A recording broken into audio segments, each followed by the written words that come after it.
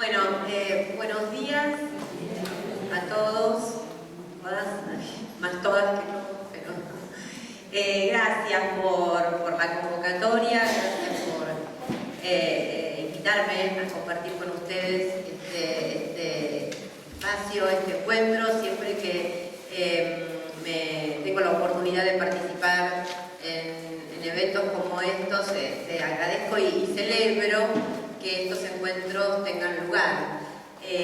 Cuando charlamos con Vicky la primera vez acerca de las posibilidades de participar en este encuentro en febrero, yo dije, bueno, habrá gente ya dispuesta a abocarse a la tarea y a pensar en estos temas, pero realmente, más allá del momento, siempre celebro que tengamos la oportunidad, la posibilidad y que seamos capaces de aprovechar estos encuentros instanciados, yo siempre digo, del quehacer cotidiano, de lo que hacemos todos los días en las aulas, en los institutos, en las universidades, en las escuelas, y tengamos realmente la oportunidad y la posibilidad de juntarnos a pensar juntos, sobre temas que nos convocan y también que nos reúnen, ¿no? Creo que esto es un privilegio y una necesidad. Siempre lo fue, pero fundamentalmente, y esto tiene algo que ver con lo que vamos a trabajar o a tratar de pensar juntos en esta charla, siempre fue una necesidad, pero yo creo que hoy más que nunca, dadas las características de nuestra tarea, lo que implica hoy enseñar en cualquier nivel, en cualquier institución educativa en la que estemos, realmente es problemático, es dificultoso, como decimos en el libro Los Gajes, digamos apasionante también, pero dificultoso, creando desafíos permanentemente, y creo que bueno, son estos espacios los que nos dan una posibilidad de poder pensar nuestro quehacer, de poder plantear estos problemas comunes que lo atraviesan y enriquecerlo precisamente con ese pensamiento y la búsqueda quizás de estrategias, de soluciones, de respuestas y de caminos a problemas que uno se da cuenta que no son individuales, sino que son problemas y temas comunes. Entonces, bueno, primero eso.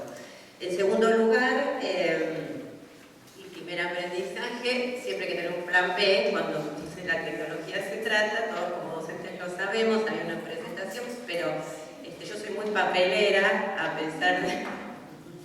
Estos son mis papeles, que una amiga se reía, pero a mí, por más que tenga como, me gusta marcar, remarcar, y en cada presentación, cada uno de mis escritos va teniendo como una vuelta, porque uno mismo va haciendo un proceso en la escritura, en la propia reflexión, y también cada encuentro es una oportunidad para que uno también revise sus ideas, siga produciendo en función de algunas cosas que quizás tenía o venía pensando. Por eso digo, siempre estos encuentros son promotores, ¿no? Son promotores de pensamiento, son promotores de producción. Bueno, en primer lugar, la idea es así, tenemos un tiempo bastante, digamos, no está acotado, ¿no?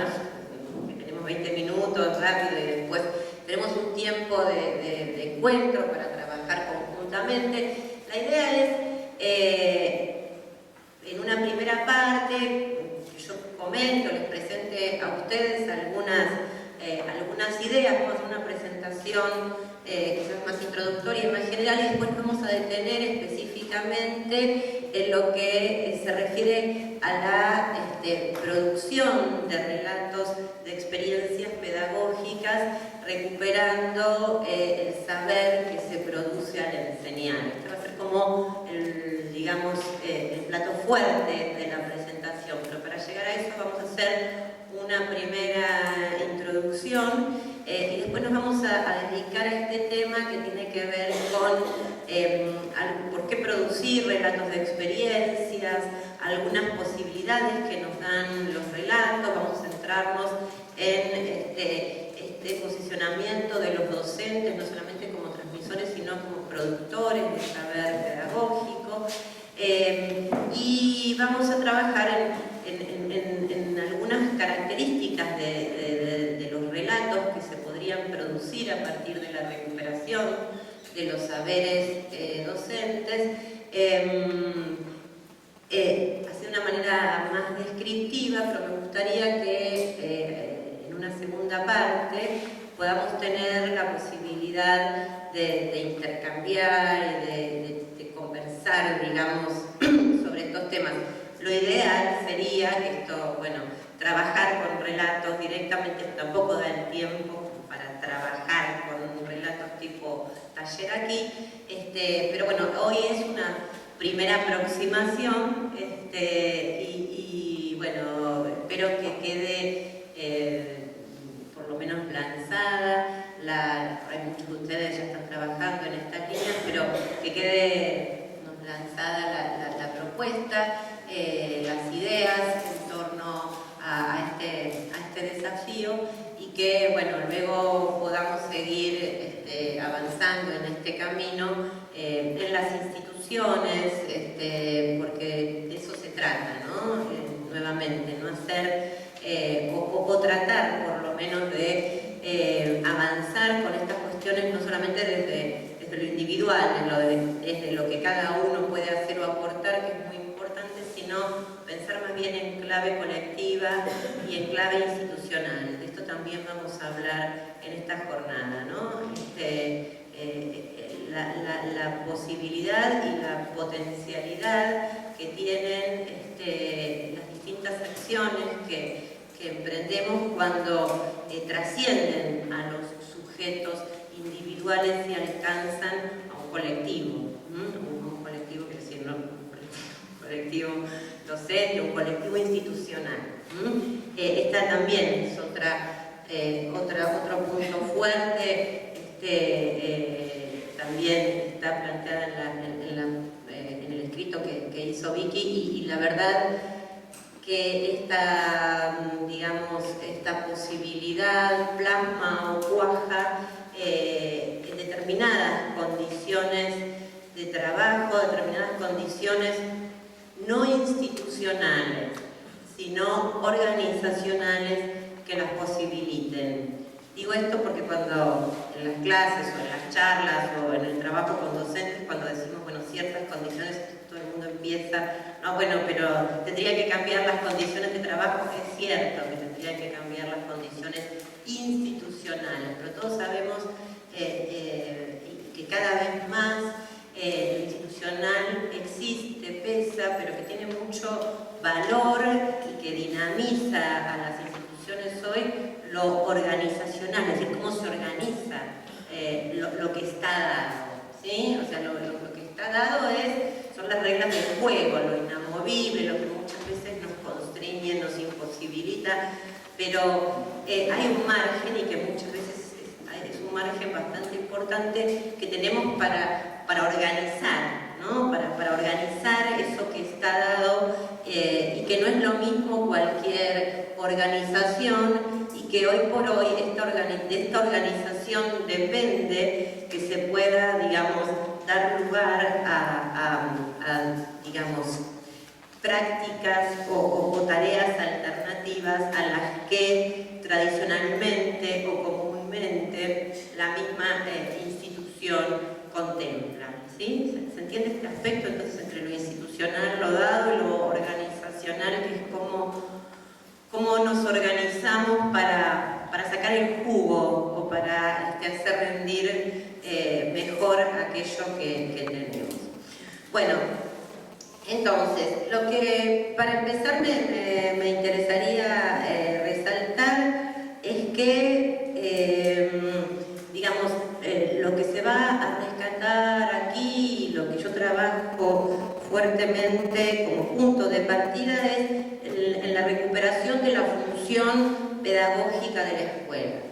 Cuando digo la función pedagógica de la escuela, me refiero a un lugar donde los alumnos aprenden y tienen que que aprender o deberían aprender, pero también, digamos, tienen que aprender y deberían aprender los docentes, ¿sí? Cuando hablamos de función pedagógica, aquí hay digamos, también un nuevo desafío que se diferencia, ¿no?, de la concepción tradicional, donde el maestro enseña y el alumno aprende. Sí, obviamente el maestro enseña y el alumno aprende, pero en estas instituciones, digamos, hoy por hoy, se requiere de instituciones donde también los cuerpos docentes, también los docentes aprendan, ¿no? Este proceso de formación permanente que muchas veces estuvo pensado por fuera de la escuela y fuera del trabajo cotidiano del docente, es necesario, y cada vez más estas líneas de trabajo, de recuperación del saber y demás,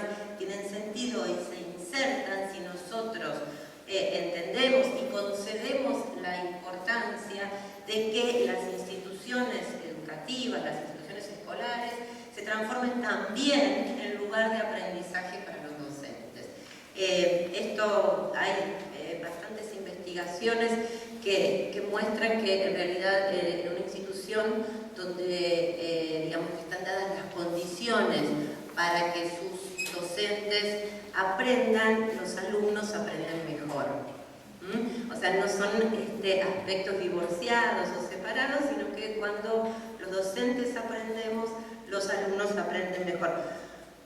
Cuando decimos esto del aprendizaje, uno va a decir, bueno, sí, obviamente, siempre uno al hacer, ¿no?, o en su práctica cotidiana aprende. Pero digo, cuando hablo de este aprendizaje y de resaltar o recuperar la función pedagógica, me refiero a que se creen las condiciones para, digamos, potenciar, para aprovechar ese aprendizaje que de hecho se da, ¿no?, cotidianamente, y que cada uno en su aula a lo largo de los años va haciendo solamente por estar en un aula y en contacto con alumnos.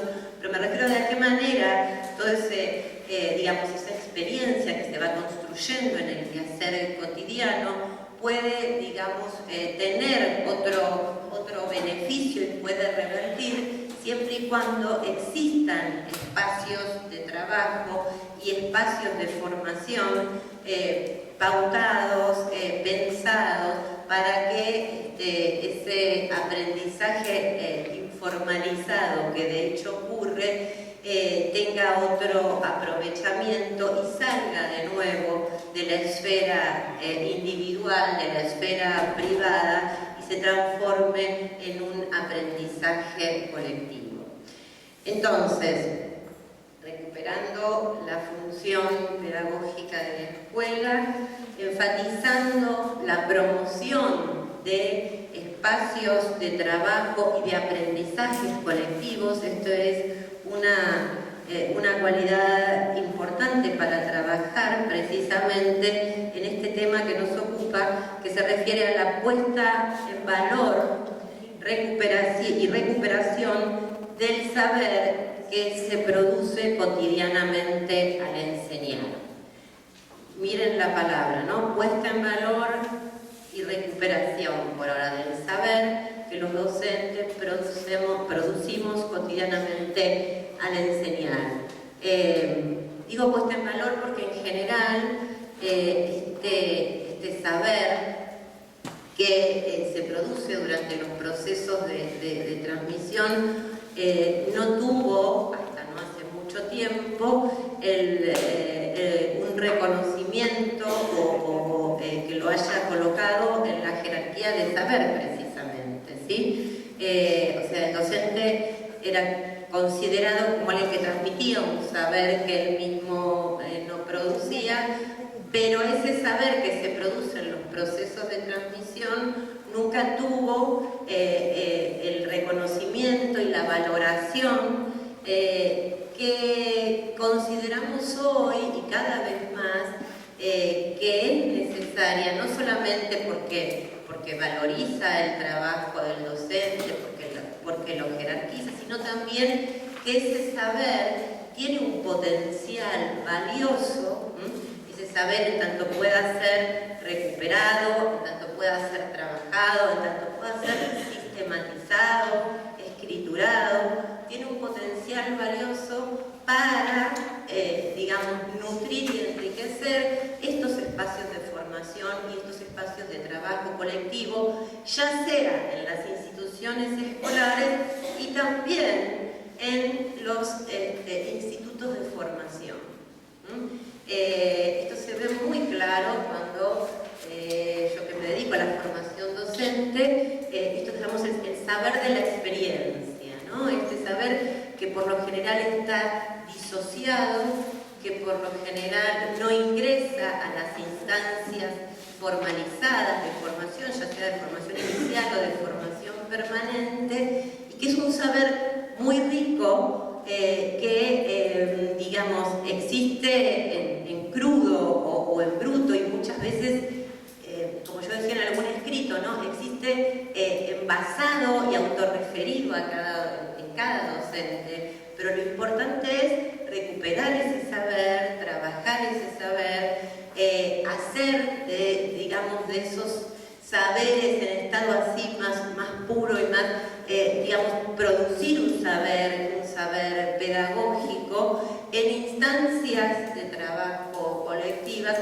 y un saber precisamente que pueda entrar en diálogo, que pueda ser, digamos, discutido, cuestionado, enriquecido con los otros saberes pedagógicos que están en circulación, ¿sí? Entonces, hay aquí un desafío. Flavia Terigi, que ustedes conocerán, decía, ¿no? la importancia de acrecentar, como vamos a ver, el saber pedagógico circulante, ¿no? Y este saber pedagógico circulante puede acrecentarse a partir de la puesta en valor y recuperación de estos saberes que maestros, profesores, producimos al enseñar, ¿no? Este sería la referencia y el desafío, no solamente para los docentes que están en las instituciones, sino también para los investigadores. Ahí hay un insumo muy interesante sobre el que tenemos que referenciarnos y partir para enriquecer la producción del saber pedagógico. Insisto, por el potencial que estos saberes siempre tuvieron, pero hoy más que nunca tienen, para enfrentar los problemas y desafíos que presenta en el presente la enseñanza. Y ahora vamos a ver por qué. Digamos, todo esto estamos planteando, y como otras cuestiones que se plantean en espacios o en encuentros de este tipo, ¿por qué uno piensa en estas cuestiones, insisto, ¿no? En el saber pedagógico, en este saber que producen los docentes? ¿Por qué nos hacemos estas preguntas? Son preguntas que nos atraviesan en esta época, porque las instituciones tienen otros desafíos, porque permanentemente nos sorprende muchas veces en el buen sentido lo que ocurre, porque muchas veces nos impactan y no sabemos qué hacer, las situaciones que cotidianamente enfrentamos en las instituciones educativas. Entonces, hacer estas entradas, esta es una, pero hay muchas otras, y poner estos temas en discusión tiene que ver, digo, no porque esté de moda, como yo digo, ¿no? El trabajo colectivo, la escritura o la recuperación del saber pedagógico, sino que por hoy constituye una necesidad del trabajo docente por las características que tiene este trabajo en la actualidad. ¿Por qué? ¿No? Porque como, y esto quería hacer en una primera parte una breve introducción. Hoy las escuelas, sí.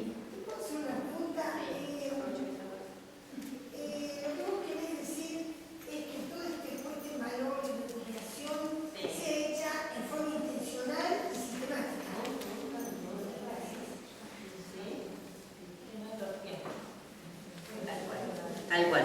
Ese es el desafío y sobre eso nos vamos a explayar, pero en principio por eso digo puesto en valor, porque para que esto se haga sistemáticamente uno pueda pensar, pueda crear estos espacios, pueda escribir, digo, hay que poner en valor, hay que, digamos, entender o otorgarle un estatuto, como dirían algunos autores, a un saber que hasta el momento no lo tuvo.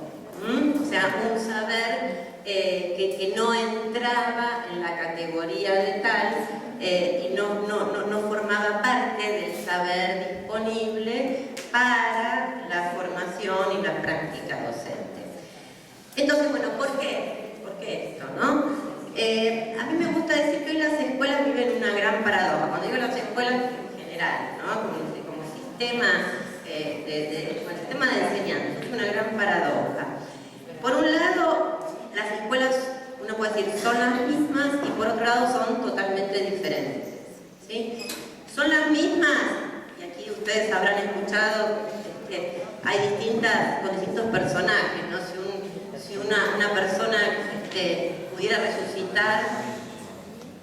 una persona pudiera resucitar, luego de 100 años de no haber estado o de haber muerto y ingresa a una escuela, inmediatamente reconocería que está en una escuela, ¿no? Porque hay algo que se daría cuenta, algo no mucho, que lo llevaría a identificar y a reconocerse dentro de una escuela. A pesar de eso, uno reconocería que se trata de la misma institución y que hay muchas cuestiones que permanecen, podemos decir que las instituciones son totalmente otras, porque lo que pasa en una escuela hoy nada tiene que ver con lo que pasaba en una escuela hace 100 años, uno ve imágenes, o sea, desde el punto de vista de algunos rasgos permanecen idénticos, sin embargo la dinámica, las clases, las relaciones que se establecen, bueno, han cambiado absolutamente entre lo que era una escuela de hace 100 años o desde hace 20, podríamos decir, cada vez más, desde hace 10 y el presente, porque esto también es una característica de época, ¿no? Que los cambios son cada vez más acelerados. Entonces, cuando uno dice, cuando yo era chico, bueno, y a veces en 10 años ya notamos la diferencia entre una generación y otra. Entonces, bueno, estos cambios acelerados hacen que las escuelas sean otras en constante cambio, porque tampoco son otras a las de 100 años, pero de manera fija, cambiaron una vez y así quedaron. Esto es la dificultad, creo, o lo que nos provoca una mayor dificultad, que el cambio es constante, no es esto solo privilegio de la escuela, digamos, ¿no? La escuela como institución social y también como producto del cambio vertiginoso de las sociedades en general, acelerado, por supuesto, en las últimas décadas. Entonces, en este sentido podemos decir que las escuelas son otras, porque han dejado de ser, y esto no es menor para el tema que nos ocupa, han dejado de ser el templo del saber, ¿no? Y han dejado de ser reconocidas como el lugar sagrado donde se conserva el saber, aunque siguen conservando la exclusividad, y esto a mí me parece que es como el centro y que le da sentido a todo lo que vamos a trabajar, siguen conservando la exclusividad de la transmisión sistemática y pautada de la cultura a las nuevas generaciones. Es decir, si bien ya la escuela no tiene este lugar, ¿no?, de exclusividad respecto al saber, pero sí sigue siendo. Si alguien encuentra otro, me avisa si hay, pero por el momento sigue siendo el único lugar ocupado y que consideramos tiene que poder lograrlo, de transmitir la cultura de manera pautada y sistemática a las nuevas generaciones. Entonces digo, esta digamos, función que la escuela mantiene y que tiene que poder asegurar, se da, digamos, en una situación donde la escuela ha dejado de tener este reconocimiento como institución monopolizadora del saber. Por otro lado, otra de lo que ha variado son generaciones. Esto, si nosotros hablamos de un proceso de transmisión de los mayores a los nuevos, para decirlo así rápidamente, esta relación entre las generaciones adultas y los nuevos ha cambiado. Entre estas imágenes que estamos en una escuela hace no 100, sino 10 años y hoy, o 20 años y hoy, vemos que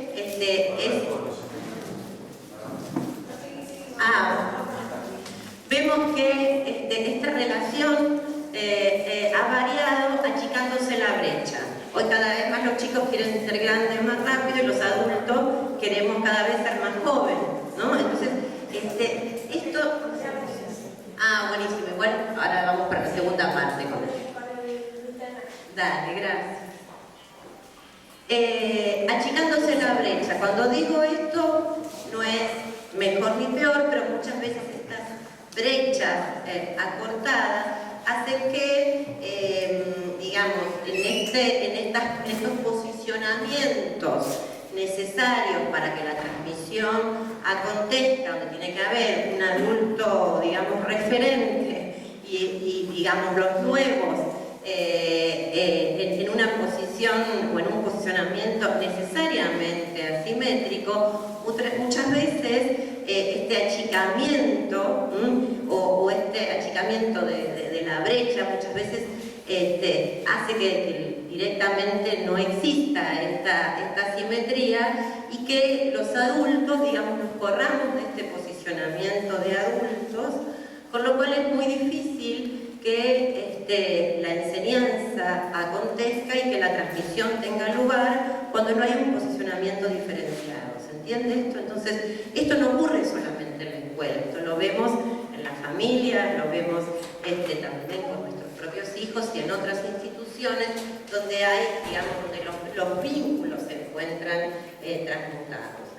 Cuando digo esto no quiero decir que sea, como vamos a ver, ni mejor ni peor, es como dirían los chicos, lo que hay, y la idea es, o el desafío es, cómo poder movernos en estas condiciones, en las situaciones que estas condiciones generan, para poder enseñar, para poder, digamos, asegurar que la transmisión cultural llegue a destino, que los chicos finalmente aprendan. Entonces, digo, ¿cómo en estas condiciones tenemos que asegurar que la cuestión no quede interrumpida? Otra característica muy vinculada con la anterior es que ha variado lo que algunos autores llaman el poder instituyente de las instituciones, es decir, lo que antes estaba definido por una posición, un rol, una institución, hoy tienen que asegurarlo a los sujetos. Es decir, antes, porque lo decía el maestro, el padre, la madre, no importa que el maestro sea Jacinta, Juan, Pedro, el maestro era reconocido y respetado, ¿no? Y tenía una legitimidad por el solo hecho de provenir, lo mismo que lo que decía la madre o el padre. Hoy por hoy, digamos, las acciones y las decisiones no se justifican ya en la institución de donde provienen. Hoy por hoy son las personas las que tenemos que dialogar, justificar, negociar, ¿sí? con otros nuestras acciones y nuestras decisiones.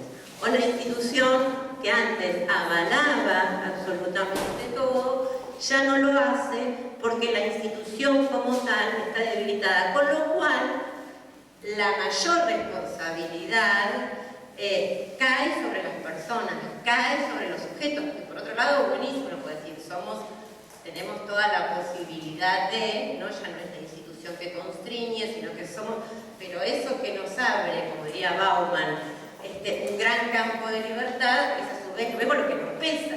Antes la maestra decía, bueno, lo dice el reglamento, lo dice la directora, lo dijo la inspectora, entonces eso respalda, ¿no? Ese poder instituyente. Hoy por hoy uno no puede decir, uno tiene que explicar que es así, negociar, bueno, es así, pero no, sin perder, insisto, porque muchas veces hace, digamos que en estos espacios que se abren de diálogo, de negociación, de justificación, codificación, que es lo que, por eso digo, también si uno lo ve pasa en la institución familiar.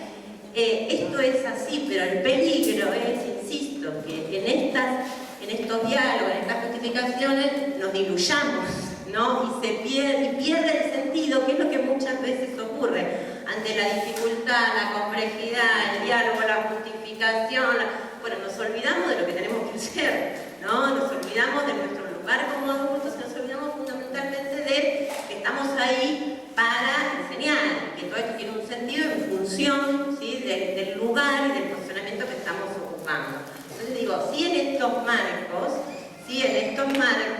digamos, moviéndonos en estas condiciones, sabiendo que es así y que no puede ser como era antes, pero digamos que esto no obture o no obstaculice aquello que tenemos que hacer, aquello que define nuestra tarea y aquello que la sociedad, digamos en el caso de la docencia, sigue requiriendo de las escuelas, que es la transmisión cultural, y de los docentes, que es la enseñanza. Entonces, digo, en estos escenarios diluidos y complejos, inciertos, y todo como lo quieran definir, ok, nos movemos de otra manera, pero sin perder de vista, ¿no?, hacia dónde tenemos que ir, y lo que sí se mantiene, digamos, de nuestro quehacer y que da sentido digamos, le da un sentido social a la tarea, y también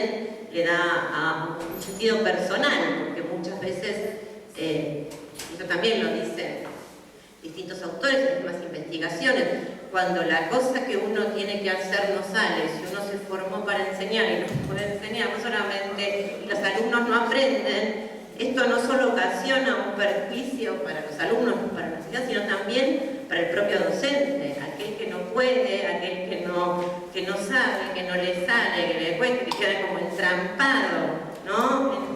Bueno, también pierde, por decirlo de alguna manera, ¿no? Nadie se realiza cuando no puede hacer aquello que eligió hacer, aquello para lo cual se formó, aquello que es lo propio, que también lo define, ¿no?, como persona. Entonces,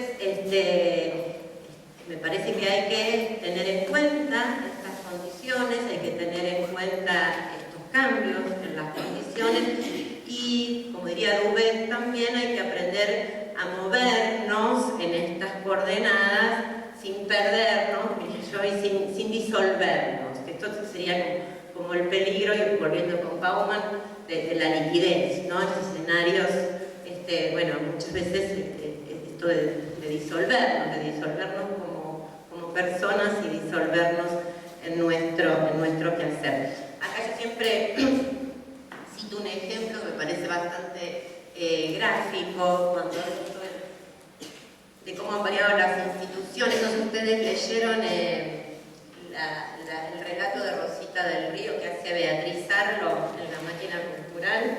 Entonces, y ahí, para ver bien los temas y los cambios de época, ¿no?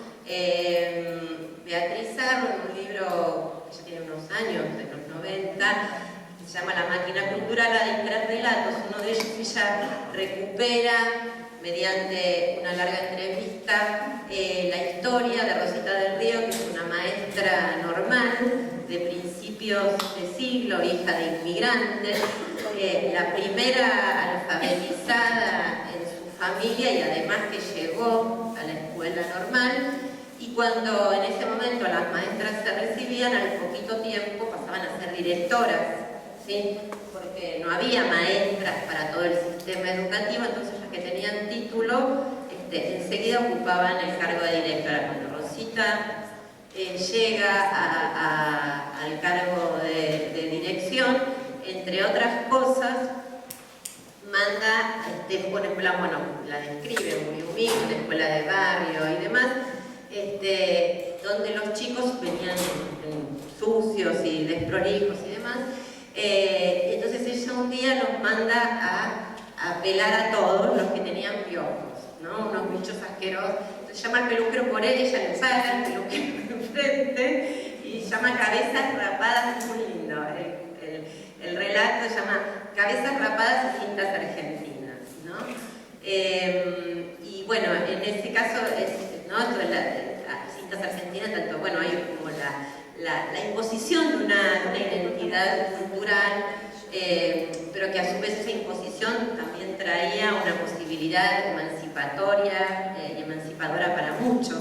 Sin embargo, en ese momento, bueno, Rosita, ¿no? En esta tarea o en esta beta disciplinadora del sistema escolar, mandó a rapar a todos sus alumnos. Yo lo que siempre digo es que Rosita del Río seguramente no hizo ni tuvo necesidad de asistir a ningún curso de autoridad docente, como hoy tenemos, ¿no? No era tema la autoridad docente en ese momento.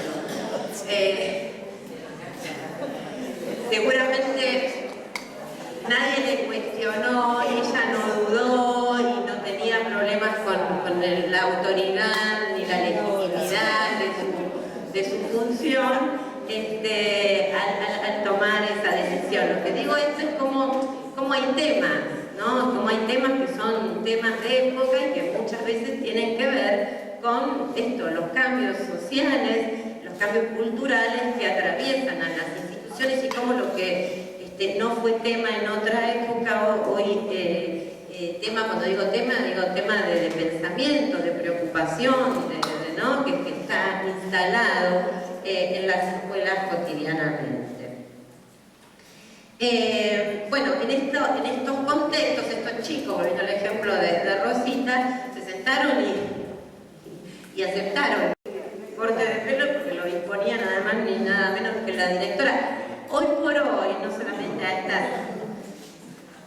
estos actos, como sería como bien gráficos, brutales, tal como hizo Rosita, pero hoy por hoy los niños y los jóvenes suelen resistir, pero esto es así, suelen resistir no solo a cualquier proceso de intervención, y la educación, ustedes permítanme, es un proceso de intervención, la formación sobre otro. Es con otro, y por eso digo, cuando digo educación, abarca incluso la educación familiar.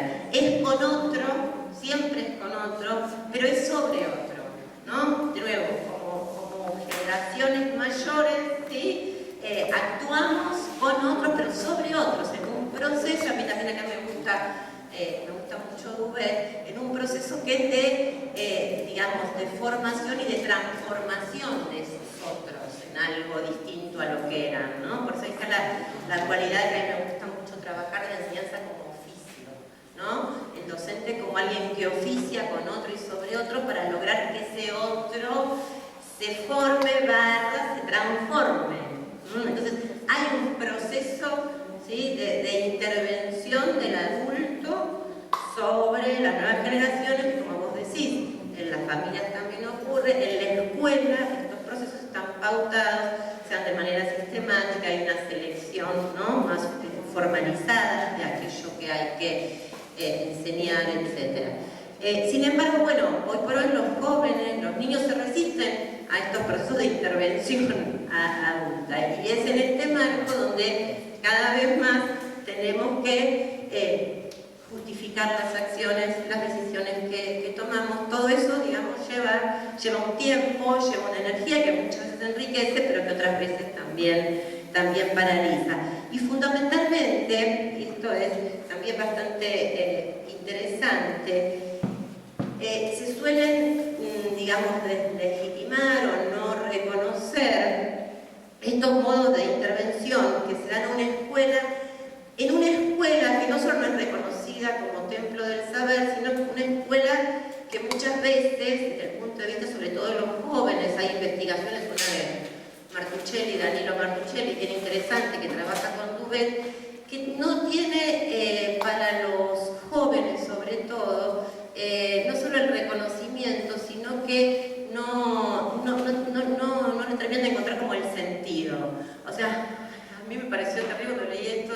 Martuchelli dice: los chicos hay muchas veces que rechazan la escuela, tienen una actitud indiferente, es decir, que es peor que el rechazo, ¿no? Porque en el rechazo uno reconoce, por lo menos rechaza algo que le parece claro, pero hoy por hoy lo peor es esto de sentir de la indiferencia, como que nada tiene que ver eso que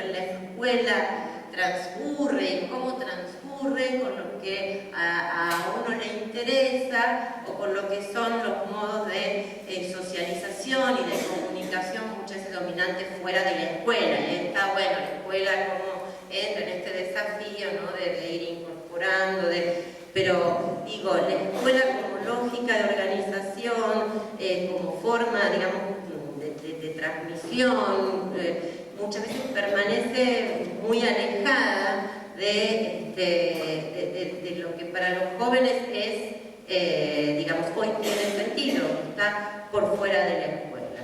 Que también, y aquí de paso aprovechamos, no es que la escuela se tiene que transformar, como vamos a ver, digamos, en satisfacer las necesidades o las demandas que los chicos tienen y en un entretenimiento más. No es eso tampoco, porque si no sería fácil, ¿no? Pero bueno, la idea es cómo poder hacerlo en estas condiciones y cómo poder de alguna manera también convocar a estos niños y jóvenes que por eso en principio resisten a la intervención de los adultos y que también son indiferentes o manifiestan esta sensación de cierta indiferencia respecto a todo lo que tiene que ver con lo escolar, con lo escolarizado, ¿sí? Bien, un último aspecto que antes, digamos, lo que cuando también se dice que vamos a ver, ¿no? Que antes la escuela era mejor, que cada vez está peor, que también esto ha cambiado porque antes lo que la escuela transmitía, sobre todo la escuela primaria, pero aún la secundaria, pero la primera se veía claramente, era lo básico, ¿no? Cuando dicen la escuela de antes, bueno, la escuela te funcionaba porque era muy básico lo que transmitía, hoy por hoy, y a mí esta imagen me encanta, a la escuela se le pide mucho, ¿no? Entonces, antes era saber leer, escribir, yo me estudié mucho historia, toda la historia del normalismo y bueno, asociado a esto también la cuestión de la escuela, saber leer y escribir las cuentas, un poco de historia, geografía nacional y ya. Entonces, hoy por hoy se le pide mucho a la escuela, hoy por hoy hay que, digamos, como dice también, no es solamente aprender, sino aprender y para toda la vida, y uno puede decir, los aprendizajes, aprender y las capacidades y las habilidades cada vez más completas, no solo vamos desde el punto de vista del conocimiento, y acá esto me parece importante, sino también muchas veces desde el punto de vista social. En esta pérdida de identidad, en esta liquidez que también afecta a la sociedad, la escuela es lo único que más o menos sigue en pie, entonces cualquier cosa que hay que reforzar, la escuela, la educación sexual a la escuela, la educación vial a la escuela, entonces, claro, va todo a la escuela, entonces todo va a la escuela, y como, entonces decimos, y a veces la escuela, y cuando digo la escuela no es la escuela, es las personas que habitamos las instituciones, hay que cumplir desde lo más elemental hasta lo más complejo, entonces aprender hasta ocuparse de, ¿no?, lo más mínimo, entonces digo, hay hoy ¿no?, una sobredemanda o sobreexigencia a la escuela. Todo esto de nuevo hace que muchas veces nos perdamos en esta sobreexigencia y como que nos vayamos corriendo de lo esencial, ¿no? Porque de nuevo, ante tanta cosa, nos vamos como corriendo de aquello de, bueno, tenemos que estar ahí y tenemos que poder enseñar, ¿no? Tenemos que llegar a la hora de estar, hay que enseñar tal cosa. Pero lo que es más, digamos, estructural en este tema es que le pedimos mucho, a veces la exigencia es mucha hacia la escuela, a una escuela que sigue siendo la misma, ¿no? A una escuela que, como decíamos al principio, sigue siendo aquella maquinaria cultural del siglo XIX que funcionó muy bien, pero que como, y a mí me gusta mucho este concepto maduro, ¿no?, de gramática, de que tiene su misma gramática, su misma estructura, esto que decíamos, el que vuelve luego de 100 años y lo reconoce. Es el mismo aparato. Entonces yo pongo un ejemplo del electrodoméstico y digo, es como si uno agarra un electrodoméstico como aparato, para tomarle de hace 50 años atrás y le pida que haga funciones sofisticadas que hace un aparato, y bueno, estructuralmente se fundiría, ¿no? Entonces, lo peor de todo esto, de nuevo, es que no solamente que no puede cumplir las funciones de hoy, sino que al intentar hacerlo tampoco podría cumplir las del pasado, se fundiría. Entonces, a veces, digo, partimos de esta paradoja inicial, ¿no? La escuela como institución, digamos, sobredemandada, sobreexigida en el escenario actual, y por otro lado, por una estructura decimonónica que muchas veces constriñe, ¿sí? La posibilidad o las posibilidades para dar respuesta a todos estos desafíos, ¿sí?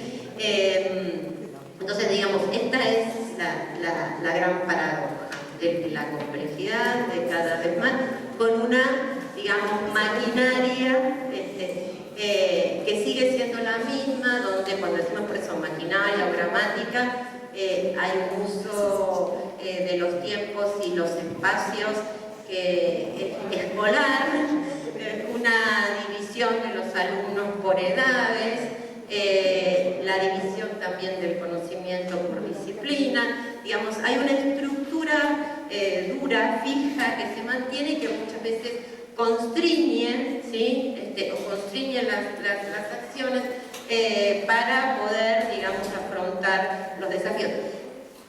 Y muchas veces, y aquí esto también tiene que ver un poquito con lo que decíamos al principio, estas cualidades más duras de la gramática escolar constriñen, diría Bourdieu, objetivamente, pero muchas veces también estas condiciones del aparato escolar constriñen por su influencia en nuestra subjetividad, es decir, constriñen porque nosotros como docentes, como padres y demás, estamos escolarizados, como yo en mi tesis, estamos formateados por este modelo escolar. Entonces muchas veces tenemos estas condiciones que constriñen, pero muchas veces no se nos ocurre otras cosas porque también tenemos internalizado e incorporado este formato de escuela.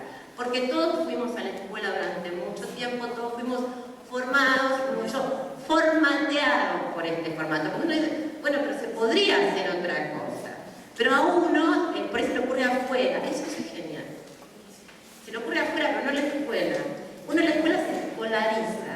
Yo cuando trabajo en la formación docente, que también se atravesaba, ¿por qué no miramos afuera? Uno en la escuela es como que, ¿no? Está formateado, está en la institución que lo formatea, pero a su vez ese formateado entra en diálogo, pero el formato lo tiene incorporado, diría Bourdieu, ¿no? Entonces uno en una escuela se escolariza, se vuelve escolar. A lo mejor lo que se le ocurre en otro lado, no se le ocurre fuera de la escuela. Entonces yo digo, a veces, cuando empiezo la formación docente, bueno, ¿por qué no nos fijamos cosas en otro? Entonces yo estudio las artes, los oficios, otras cosas, porque lo escolar, ¿no? Parece que uno cuando piensa cómo mejorar, siempre piensa dentro de los límites de lo escolar, dentro de los límites de esta gramática, esta estructura, de este formato que constriñe. Entonces uno quiere, es lo que hay, quiere desafiar, quiere tensionar, no es que va a cambiar, como decíamos al principio, hoy por hoy lo que tenemos, pero cuando podemos, digamos, o cuando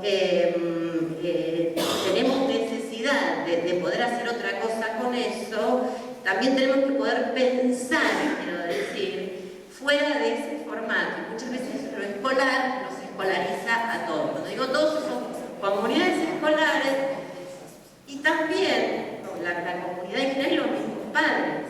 Hay también trabajos que dicen que a veces los desafíos a esta gramática no solo son resistidas por los docentes o por quienes están en las comunidades escolares, sino también a veces por la misma familia. Cuando hay algo que desafía el formato, ¿qué se hace? Todo el mundo lo defiende, o se va, o porque pareciera ser que corre peligro, ¿no? Entonces, esto hay que tenerlo en cuenta.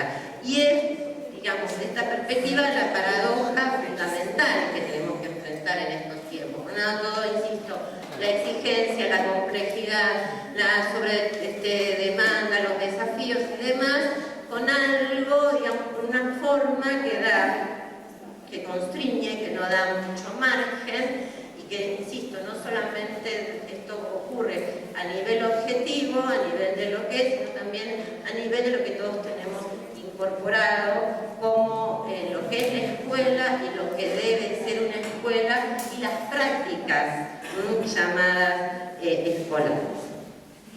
¿Alguna pregunta o comentario hasta aquí? Y por ahí pensaba cuando dijiste que algunos jóvenes y niños la escuela les provoca indiferencia, y más que nada, por ahí observando los comentarios de mis hijos, porque son de secundaria, las chicas y el judicial, ¿no? Se me ocurre que por ahí no es que la escuela quizás, sino que algunos maestros, profesores, y haciendo por ahí una autocrítica, ¿no? Porque ¿por qué algunos son copados, sus clases son fantásticas, y otros, en palabras de los chicos, son embole, ¿no? Por ahí no hablan de colegio, la escuela, es todo un podio, sino que personalizan. Y capaz que eso está en el estilo docente. Está genial. Es que esto tenía que ver con lo que decíamos al principio. Digamos, hoy por hoy, al estar la institución debilitada, así como digamos, los desafíos recaen sobre las personas, también los juicios y las valoraciones, todo es más personalizado. O sea, esto que hablamos que estamos la debilidad propia de las instituciones de esta época hace que la responsabilidad, la mirada recaiga en las personas con los beneficios y los perjuicios que ellos muchas veces tienen. Pero sí, la cosa, digamos, pasa, no es la institución lo que respalda, lo que avala, lo que se mira, digamos, desde lo impersonal, sino que la cuestión pasa cada vez más por las personas y lo que esas personas generen, ¿no? en lo cotidiano. Esto, insisto, da mucho margen y mucha libertad y mucha apertura, pero muchas veces también constriñe y muchas veces también a las personas que vamos a ver las agobia, ¿no? Porque, por eso digo, hay que poner el cuerpito y ante cada cosa resolver, tomar decisiones. Cuando la cosa va bien, está bien, pero cuando surgen inconvenientes, ustedes han oído hablar, empezamos con el estrés docente, todo el fenómeno, tiene que ver con esto, con la sobreexigencia a la que muchas veces nos vemos expuestos, dados digamos, corrimiento o esta desprotección que existe por parte de las instituciones. ¿Por qué es así? Porque las instituciones han, como diría Dubé, lo conocen a Dubé, han mutado. Estamos en un proceso mutante. Entonces, hoy es así. Bueno, viene bárbaro lo que decía acá la compañera, este panorama, y estamos, diríamos brasileños, y estamos, podemos hacer una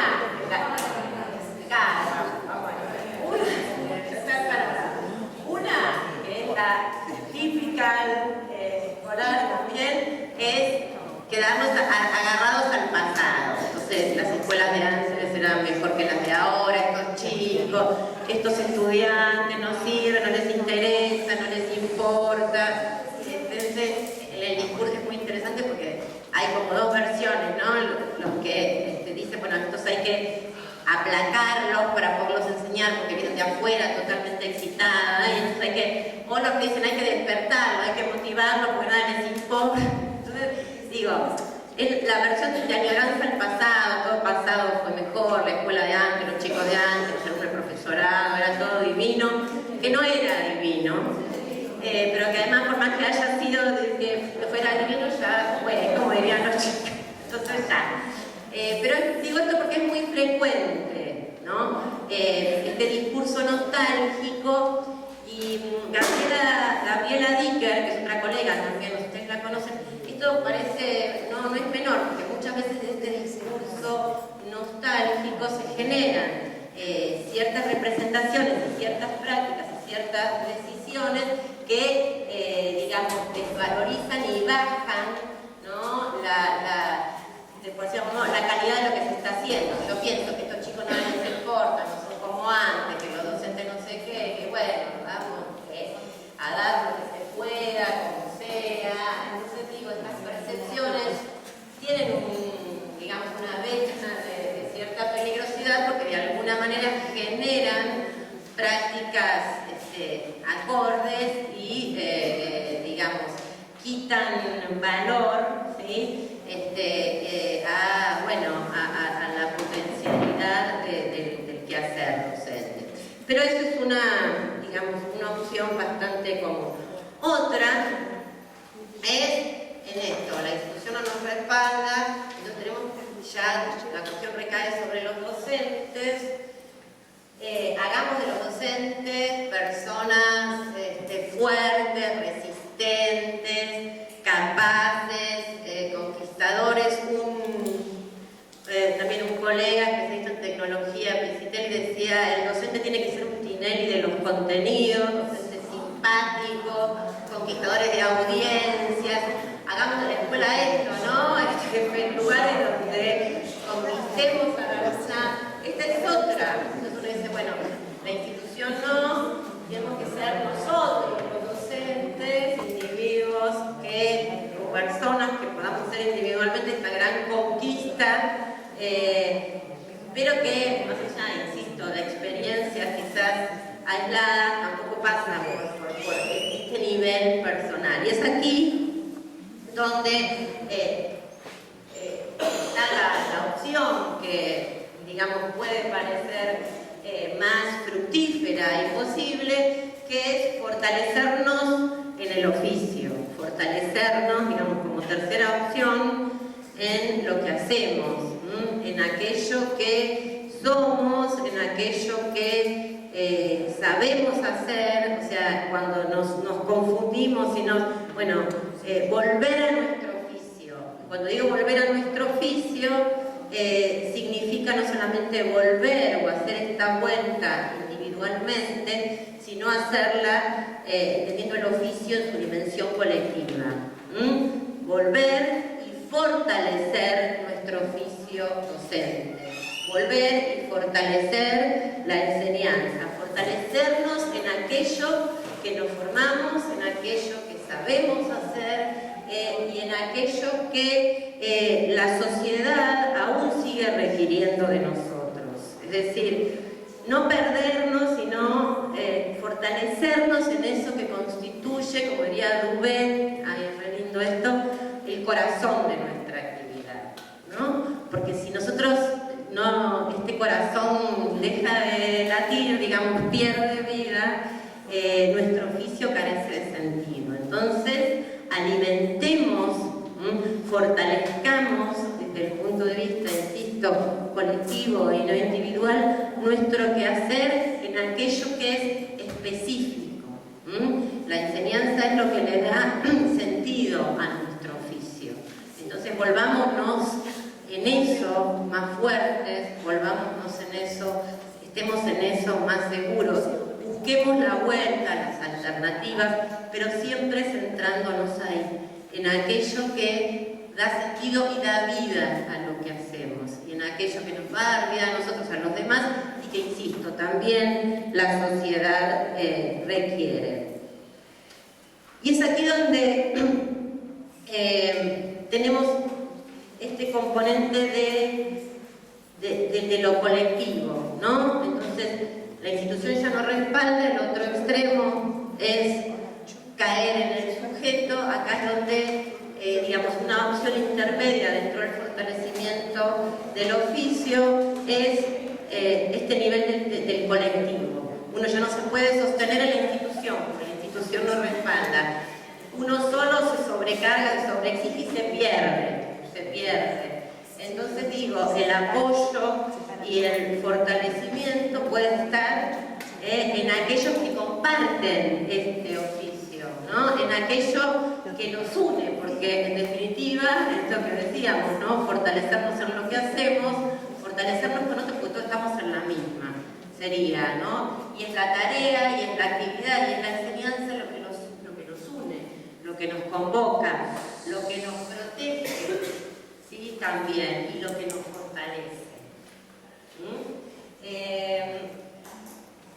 Es bien interesante aquí, por eso digo, la concepción de comunidad o de colectividad, en tanto en estas condiciones no es una moda o algo que hay que hacer, sino cada vez más una necesidad, ¿no? Uno se fortalece, se fortalece en lo que hace cuando puede encontrarse con otros en ese hacer que están en lo mismo, cuando trabaja con otros.